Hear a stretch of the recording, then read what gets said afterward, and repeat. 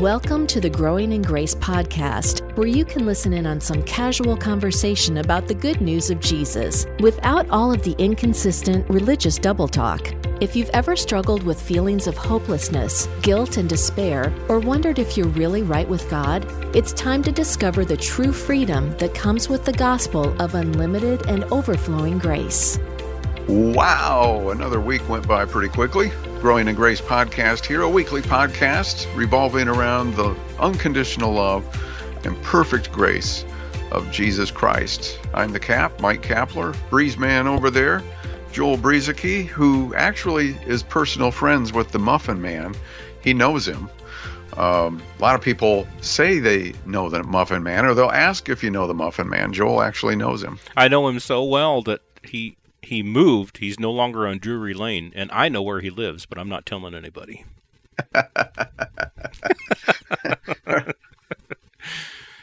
Were your kids? Did you ever watch Shrek? Any of the Shrek movies? And yes, haven't thought about it for 20 years, but we did.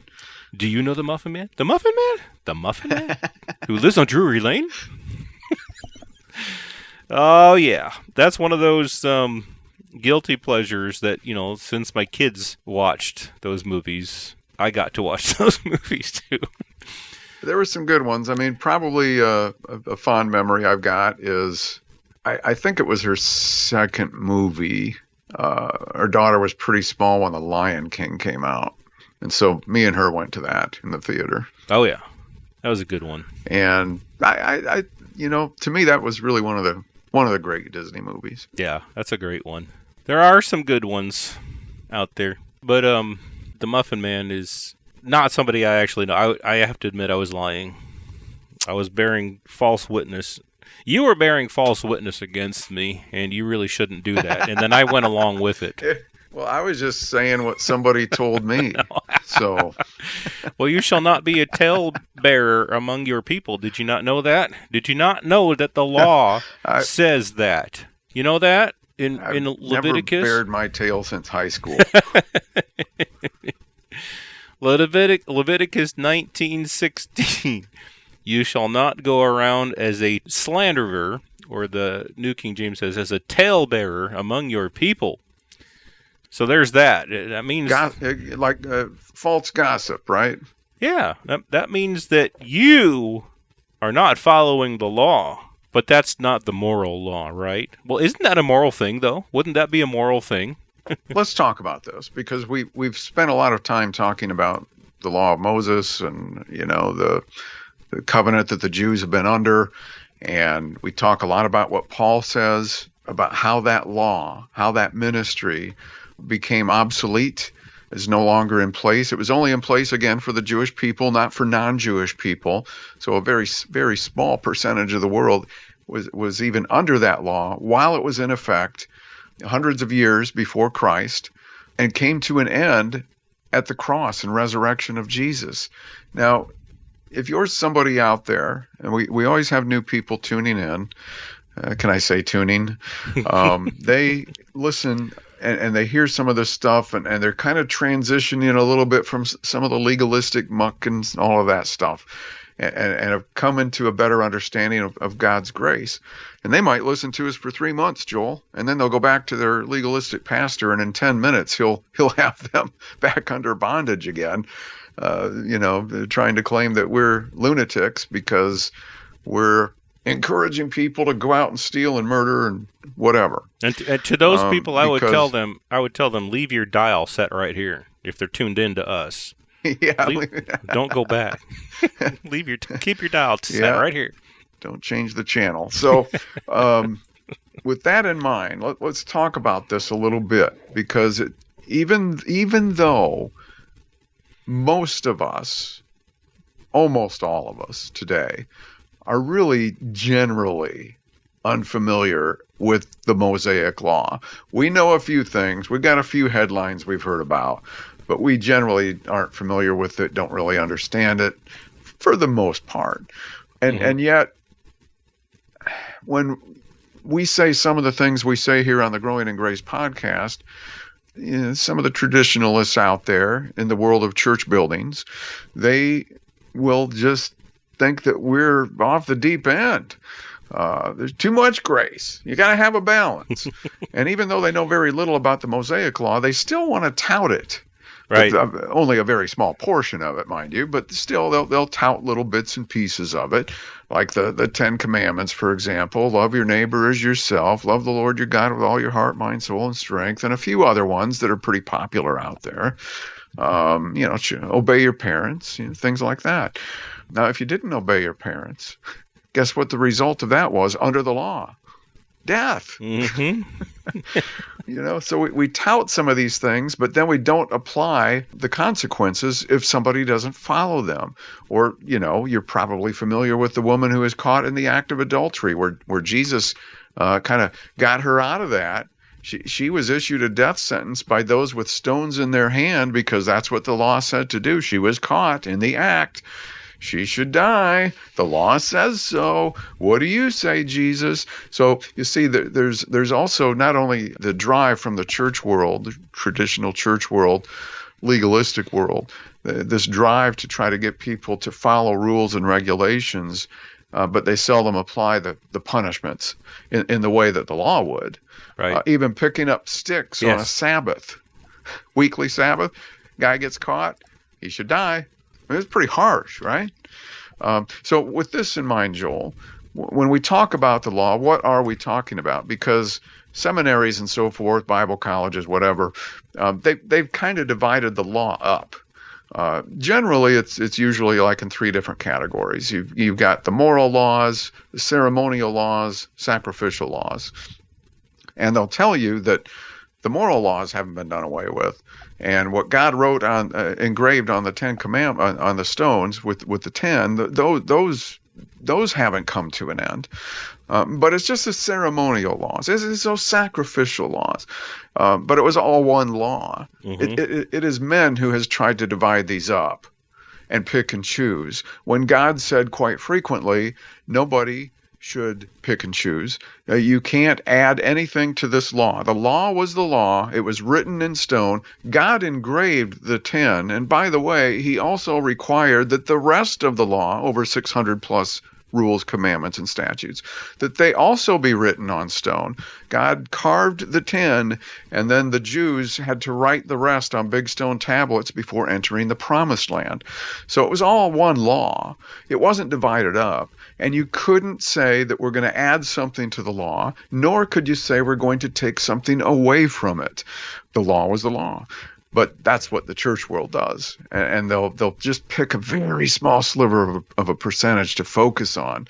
And so some people get the idea, like what you were alluding to, Joel, some people get the idea that we're saying you can go out and murder people, that you can go out and do all these bad things because you're not under the law, you're not required to try to keep the law. And when it comes to salvation and justification, of course, nobody could ever do it. So you're freed from it. Now, we were never under it, but you're freed from any system of works. There's all kinds of modern day works systems out there now. The Jewish people that we read about in the scriptures, both Old and New Testament, they were redeemed and freed and delivered from that stone tablet ministry entirely.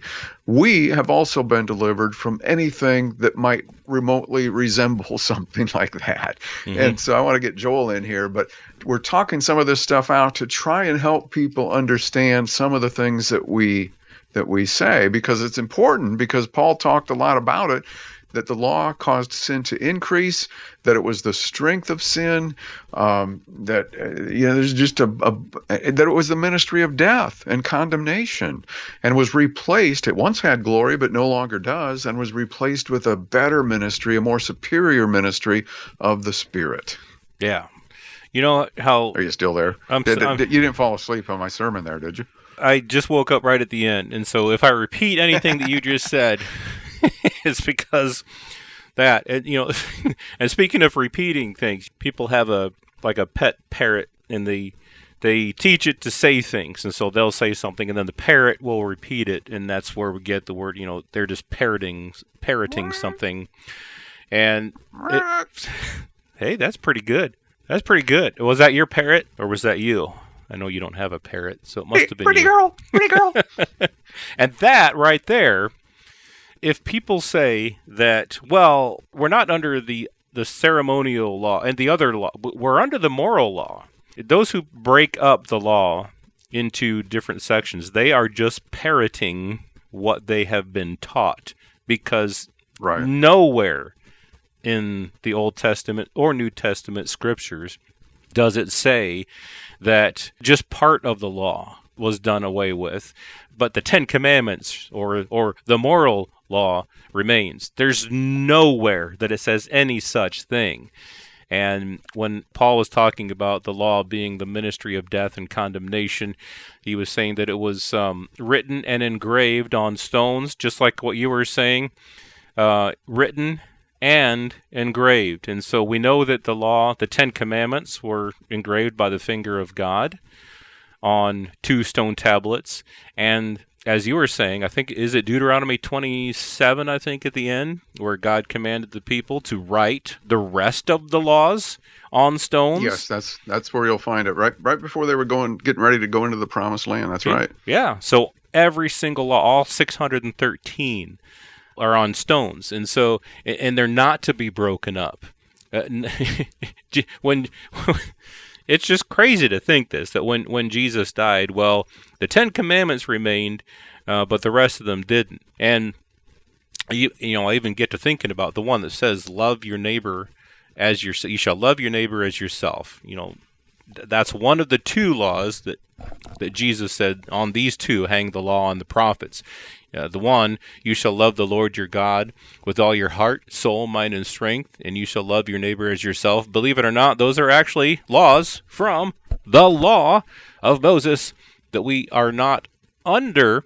But even if people think, well, we're under that because Jesus said it, if you look in the scriptures for that is that, at the beginning of this, I said, you shall not go around as a talebearer among your people, and you shall not stand up against the life of your neighbor. I am the Lord. That's Leviticus 19:16.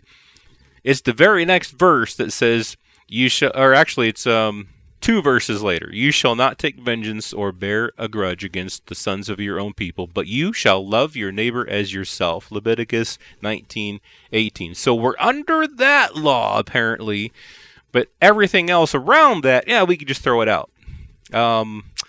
It's just kind of silly. And keep on reading in Leviticus 19. You shall keep my statutes. You shall not let your cattle breed with a different kind.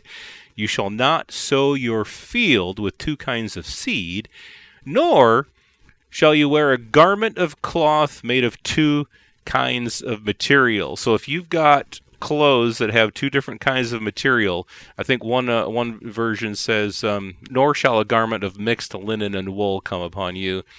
So we're not under that, but we're under everything else. They pick and choose. They tell us we're picking and choosing what commandments we can keep, but they're the ones who are picking and choosing, and it's just really kind of silly. And the whole point here is that we're under none of the law. It was a covenant between God and Israel, and the whole thing was done away with, and a better ministry took its place, and that's the ministry of the Holy Spirit. So when people ask us, are you just saying you can go out and murder and kill and commit adultery and all these things? That's what you're saying. Of course not. But we are saying, do you need a law in order to not murder, in order to not steal? Do you need a law? What about the life of the Holy Spirit in you? I mean, isn't that enough? It's one thing we're saying. And the love of God that abides in us. Yes. I mean, that's really what this is about. Because you see, if you freely, you're free to love now. Okay, it's not a command, it's not a requirement. You can choose to do it, or choose not to do it. But you're still saved by grace through faith. But you are the righteousness of God now. This is a part of who you are. You've received this inheritance, these attributes that come from the Father into us. And so we're now free to love. And when you're loving with the God kind of love, the love that God has placed within us, instead of just working to try to love people like the Old Testament talked about, when that's taking place, guess what? You're not going to steal from somebody. you're not going to murder somebody. You're not going to do things to hurt other people. I'm not saying that you'll be a perfect doer, but the love of God is the motivation here now. And once that takes over and we receive it and begin to live in it, it's not about written rules. It's really more about that. Yeah, because those written rules, let's just take "you shall not murder." Obviously, that's a good thing. A person should not murder, but that commandment never stopped anybody from murdering. The written rules, in fact, as Paul said, I think as you had brought up, it caused an increase in sin. It caused sin to abound. Read Romans 7. And Paul had said that the law is the strength of sin. It gives sin its strength. And so if you're trying to live by these rules and commandments, you'll find the opposite happening of what you really think should happen. And so the answer that we're given through Jesus is His life, the Holy Spirit in us, the love of God. Not rules, not commandments. They could never give life. They could never actually help a person to do what they say.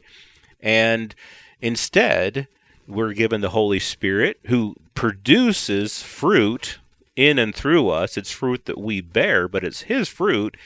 And it's the love of God that we get to know. So rather than, like you were saying, rather than focusing on laws and rules and commandments, which can really never give life and can never help you and might even actually cause you to have an increase in the things that you don't want to do, get to know Jesus, get to know His love, get to know the Holy Spirit in you, and you'll find things changing in a way that could never happen through laws and commandments. And that would have been a good place to stop, but I'm going to add one more thing here, Joel, to what you just said.